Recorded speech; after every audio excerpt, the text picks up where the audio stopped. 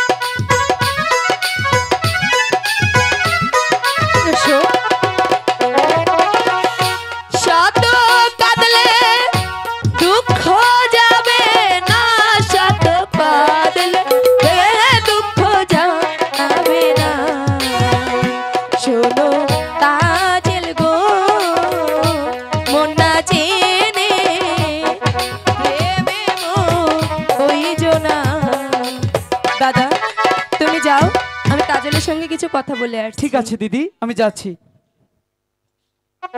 আচ্ছা তাজিল, তুমি হলে বাদশাহজাদি, বিশেষ কিছু বলার অধিকার আমার নেই। অবশ্যই এ রাজ্যের কারণেই, এ রাজ্যের কারণেই।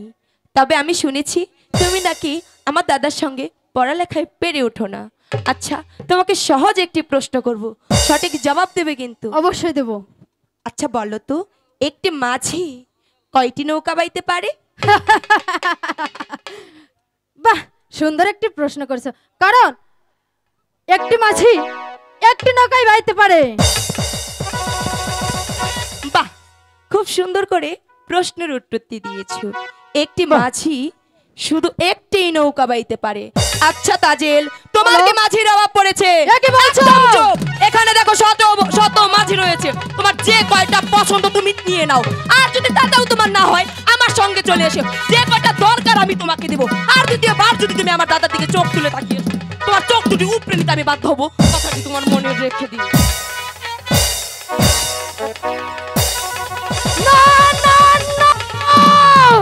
সামান্য এক মালির মেয়ে হয়ে এই তাজাইলকে করে গেছে অপমান। আমি যদি এর প্রতিশোধ নিতে না পারছি, তাহলে বিদায়